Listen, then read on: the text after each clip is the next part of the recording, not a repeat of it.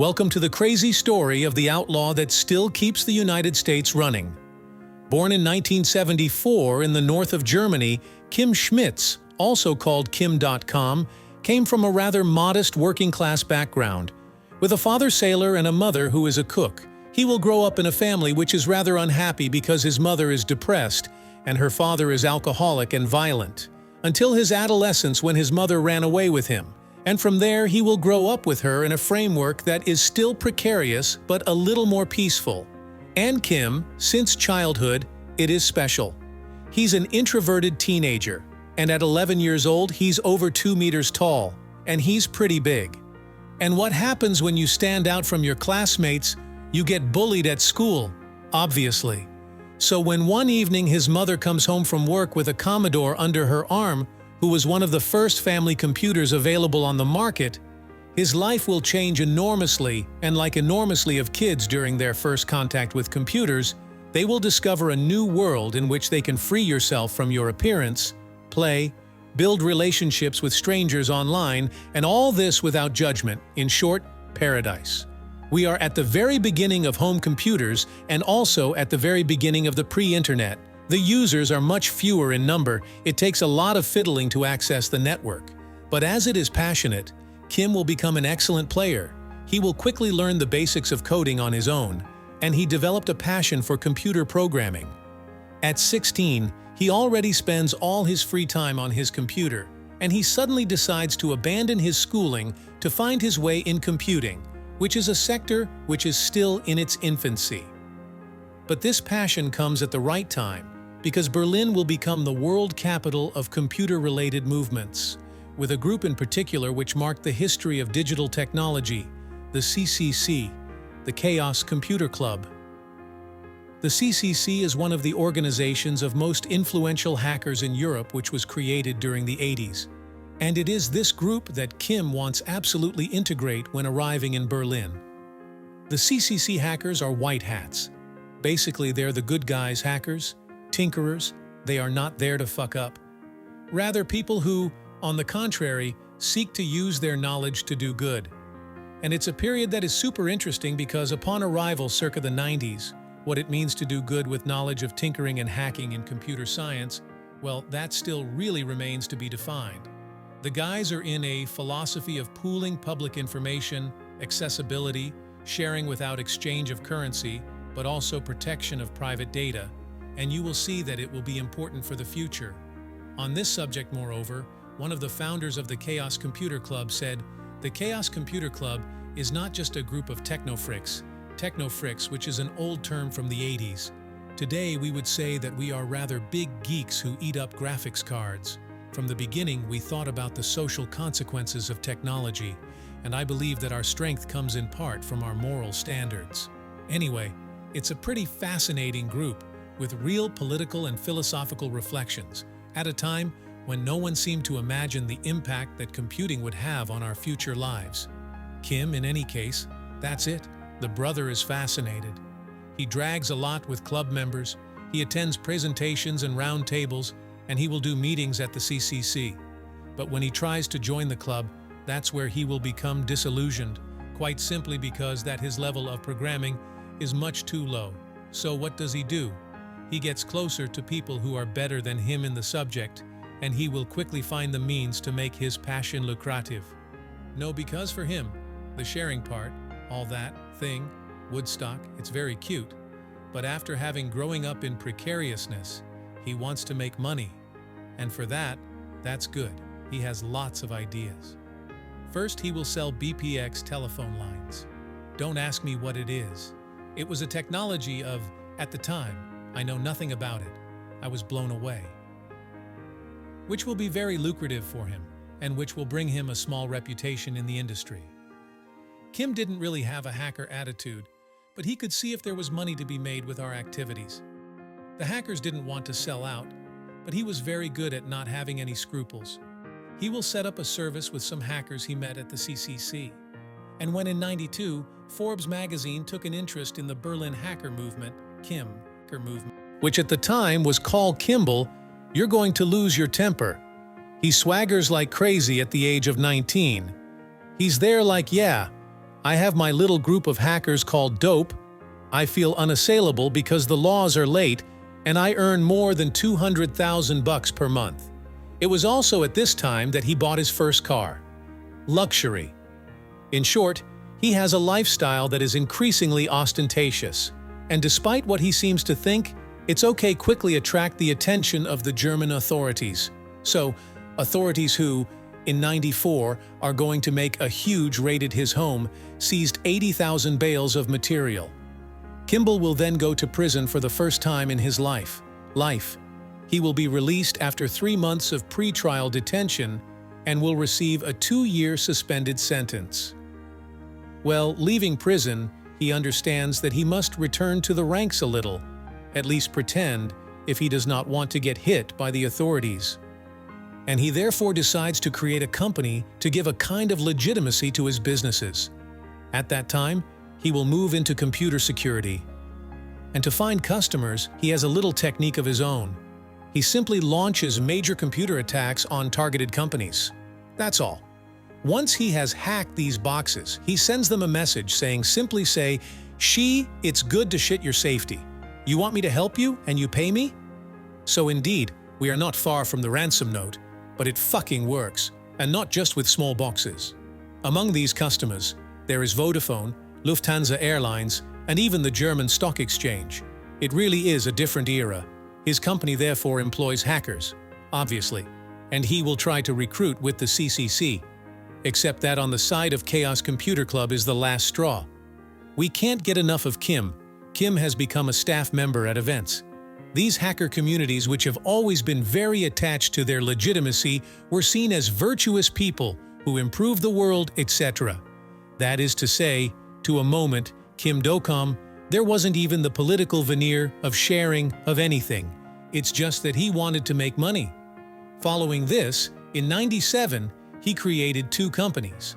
The first is Monkey.org, an online payment company with his mobile, which in itself is a very good idea because today we all have 36 of them on our phone. But for once, it was undoubtedly a little too avant-garde, because as a reminder, the mobile phone. At the time, it looked like this. There you have it, a nice brick of shit. And the second box is Megacar, a service supposed to allow you to receive high-speed internet from your car. Literally, Starlinks actually. Okay, and clearly we have the same problem here. Even if it is very impressive and very visionary, the technologies are not advanced enough. People are not ready, and the need does not even exist, in fact. But still, it's interesting to know that for the future, because he has a real vision of the internet and what it will become in the following years. He's not just a geeky little idiot. Despite the fact that his income is super vague and that his companies are not doing very well, the investors, they are very interested in these subjects at the time, and they will fight to be the first on the spot every time. And if there's one thing Kim is the king of world, it's about bringing people together around your ideas. The guy has a natural talent for surrounding himself and for to follow, but at a level that absolutely all the people around him really recognized him at the time. It was also at this time that he began to create a public image as a very rich guy.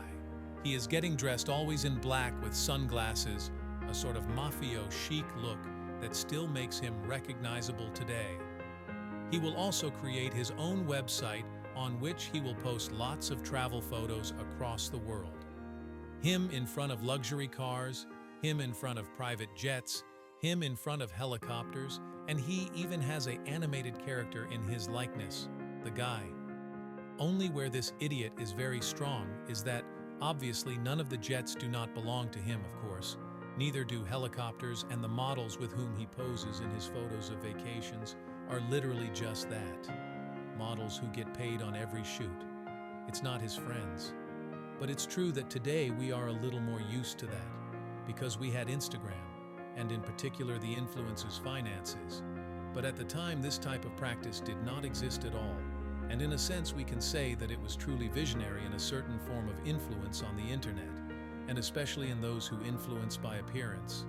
He's a bit of an OG Instagrammer dude, except that at the time it was not known. He was the first to do that, and therefore, it will be a hit. In the year 2000, he will release Kimball Goes to Monaco on his site, a lunar 30-minute reality TV video about him made by himself. How are you? I do. In this show, we follow him on vacation with his friends in Monaco. In short, he stages his own legend. Moreover, he invested enormously for this, since he hired an entire film crew professional to follow him in what is the equivalent of a travel vlog, a vlog which is published on a site staff with unknown monthly visits. In the video, we can see him, for example, renting a yacht to do an evening in which he speaks with a very well-known businessman. We are shown the ideal of success to which he and a lot of geeks aspire. A wealthy man who has fun with his friends, surrounded by very beautiful women, who drives nice cars, and who is taken seriously as a businessman. He really is two fingers to sell us personal development PDFs, bro. It's a sort of ideal of virility that we will also be found later in rap videos. In 2001, Kim was 27 years old, and he was going to sense something incredible, the bursting of the internet bubble. He will resell 80% of the shares of his companies to a holding company German for 160 million euros. In short, I made it short for you, but the holding company that bought it realizes quickly enough that he was sold a bit of crap, a technical finance term. He then decides to buy back Let's Buy It shares for 400,000 euros, an online sales company in decline, and he announces that he intends to buy back and invest in a whole bunch of companies which are failing, that this will be the first in a long series, and which will notably raise Let's Buy It by investing more than 50 million euros in it. At that time, he was trying to call himself Kimvestor, which was crazy. In short, it is a huge blow that he really put in the sights in the world of investment at that time. When he announces the recovery, the price of Let's Buy It shares will explode by 220%, and where it is a genius is that after having done absolutely nothing, he resells all his shares for 1,100,000 euros. Thank you, goodbye, and he leaves quietly. The company went bankrupt. Justice will obviously investigate, will put him in pretrial detention for 6 months before having him sentenced for insider crime to a fine of 100,000 euros and 20 months in prison with Ursi. And this time, perhaps because he is no longer so young, or perhaps because his length of detention has been longer, he will cope very badly with prison, and as soon as he is released, he will flee to Hong Kong, which is still a special place because it is a special administrative zone and a discreet tax haven in which he will be able to continue to work on his public image, very far from Justice German. He continues to be filmed by professional audiovisual teams, particularly in the street by doing pranks where he shouts at people with a megaphone. Really, in 2004, he explored his passion for big cars that go vroom vroom by participating in the Gumball 3000, a car race savage whose goal is to cross Europe as quickly as possible, most often in defiance of the code of road, laws, safety, and just about everything around you. Concretely, it's car racing for the people who don't give a damn. And Kim, he's living his best life. And he's living his best life so much that he's going to have a very specific problem that will change his life. He wants to send videos of his experiences incredible to his friends around the world. The problem is that the files are too big and it's impossible to send them by email. So he's going to ask something very particular. He's going to ask his employees to work for him on an online file hosting solution that would allow him to send a link to his friends to consume the content remotely. And that's how Megaupload was born in 2004. For 3 years, the site got by quickly. And despite Kim's requests, her partners don't want too much invest in the project. It's really something that no one really believes in, except that in 2007, the people who download MP3 songs and DivX movies will be a game changer. This is the end of Emoule, which was used enormously for pirating films, and the start of Hadopi in France, the big anti-piracy law which was only used to nothing and which cost a lot of money. Well, we'll talk about it again one day. Megaupload is more discreet, free. It allows you to download limited files, which also works in his favor. is that it has a very interface simple that any novice can learn in 2 seconds. The site is profitable thanks to the advertising, but Kim, he knows he has a shot to play, and he is going to offer a premium subscription. Subscription which allows, for a few dozen euros, to have a faster download and to download several files at a time. And certainly the comments had a Megaupload premium subscription, I'm sure. Put it in the comments. As soon as it launches this premium subscription, stonks. The site reaches several millions of users, and if Kim always remains vague about the income generated by the site, it is estimated at roughly between 40 and 50 million euros per year. In 2010, Kim will officially change his name to his name which he gave himself on the internet, Kim.com, always with this perspective of character construction which will finally become its true reality. The same year, he moved to New Zealand, where he rented the most expensive house in the country because why not? The journalist Alix Brochet, who went to interview him at his home, explains that he has, I quote, "giraffes and elephants in his garden. None where we doubted it. The guy created a sect in which only he is a member and the guru is himself.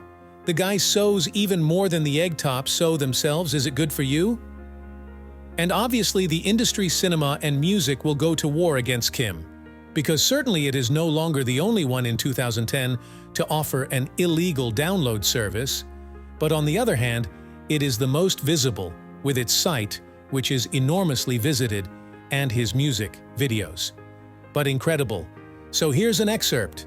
So Hollywood pursues him, and ultimately it's okay, assert its image as a leading figure in piracy. He is clearly at the head of the empire, and the United States will do everything to try to stop it.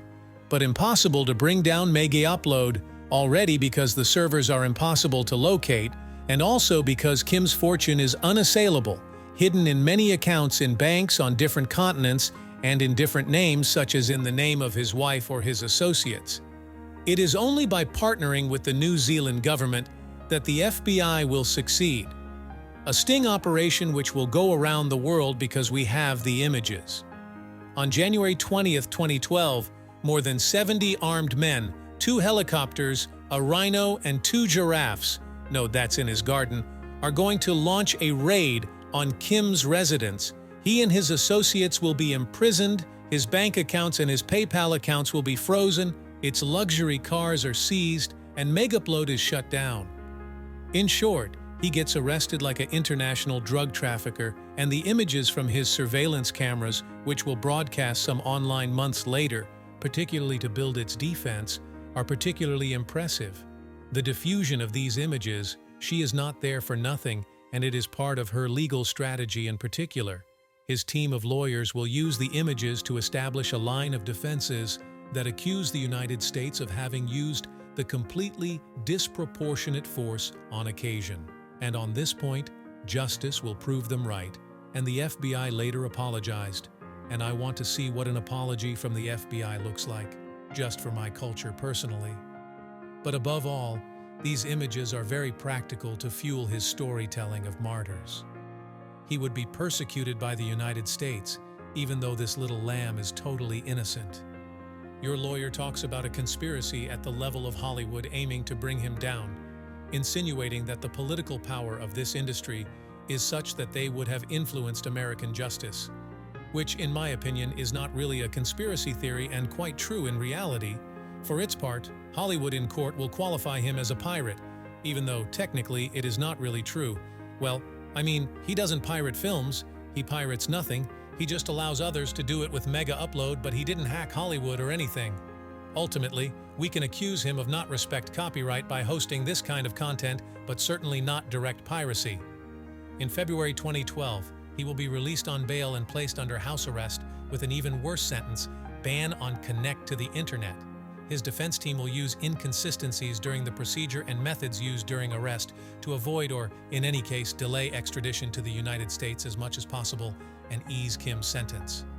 Following which he will recover the right to use the internet and he organizes his big back. In January 2013, he launched Mega, a softer site, which will be the legal heir of Megaupload. The evening of launch of the site is done with great fanfare with a techno concert, fireworks, all the mess, but it's not that Kim is out of the woods. To obtain the support of the general public, he will show himself wiser and he will attach political intentions to its creation of Megaupload. He imagines himself as a great defender of the internet free. He will appear next to Julian Assange or Edward Snowden. Truly, he considers himself with them as being the third hero of the internet. Until 2014, he will create the Internet Party, a New Zealand political party whose main goal is to increase the quality of the island's internet connections, and also restrict the government oversight, reform copyright rights, create jobs in the field of web, use cleaner energy, and reduce social inequalities. Good surprise, during the elections he will get no seats.